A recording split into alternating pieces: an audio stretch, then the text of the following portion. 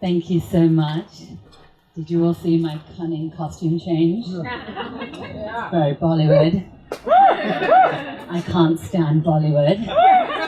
No, I really mean it. They're actually like imperialists, organized crime, and they are run by the CIA, and their job is literally to destroy the indigenous culture of India.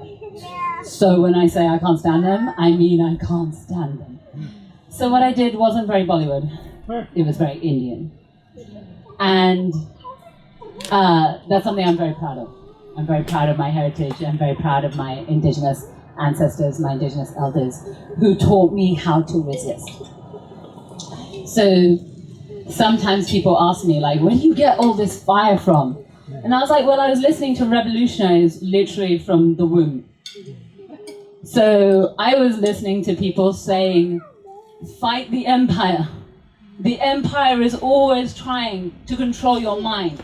The empire is always trying to tell you that you are your body. And if you are your body, you can be controlled through your body. They can tell you, you exist in this identity, in this body, in this clothes, in this color, in this skin, in this gender, in this sexuality. And because of that, you have value or no value. You have freedom or no freedom. You have wealth or no wealth. You have land or no land. And they'll tell your history to you. They'll manipulate the narrative so that you don't even know your own history. That's what I learned growing up from my own ancestors, from my own elders. I learned that. And I learned, always resist that. Always seek the truth, right? For Hindus, one of our deities is Ram, right? Ram Nam Satya Hai. Ram Nam means the name of Ram. Satya Hai is the truth. Seek the truth. That's what we do. That's our job. If you're not seeking the truth, you are not fulfilling your destiny as a human. And a human in communion with all of Mother Earth and all of her children. Because Vasudeva Kutumbakam, we are all one family. These are the things that I was taught growing up by my elders, by my ancestors. So this is the work that I do. And people get confused because they're like, so what work is that again? It's called community organizing. It's called spiritual activism. And the heart of that is to educate. The heart of that is to help people reconnect to who they are inside.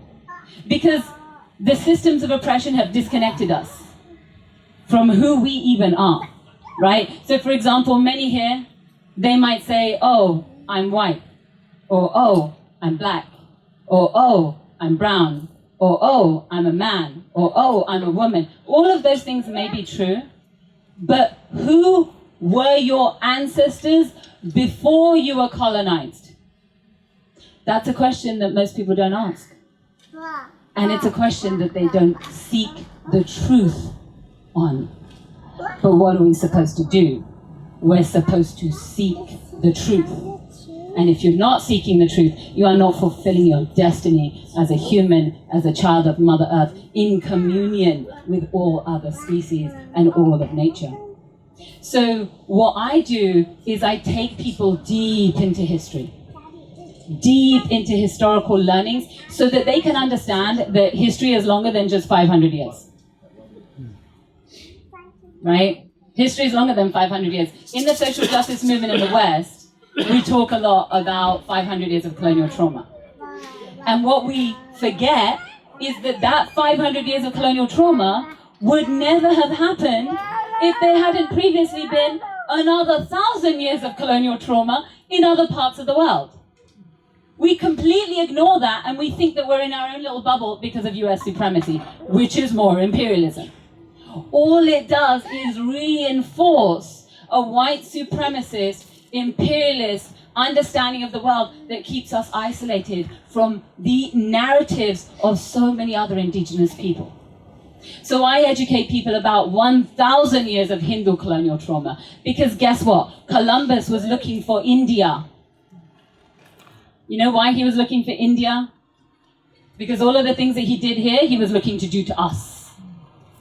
And he wasn't the only white man who was looking for India. Do you know why he was looking for India? There's a land route, it's ancient, through the Middle East, from Europe. Why would he be looking for a sea route? Do you know why? Does anyone know why? Because the Islamic supremacist empire had taken over the Middle East and blockaded the trade routes from Europe to India.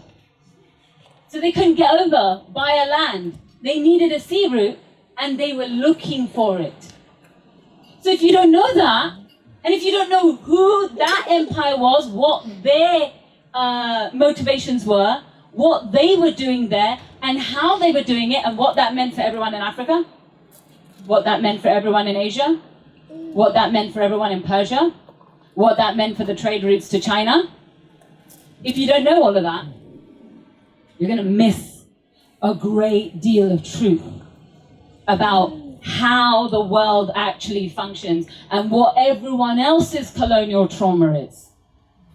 And if we do that, what happens is the US supremacist narrative and the US social justice narrative supersedes the narratives of all of these global South voices.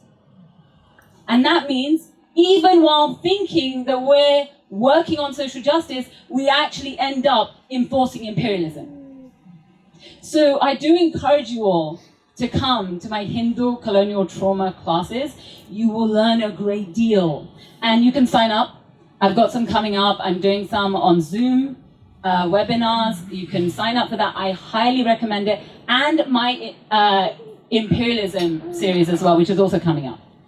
And if you sign up on my thing, then you'll get information about all of those. You'll get the Zoom registration link, and you'll be able to access all of those.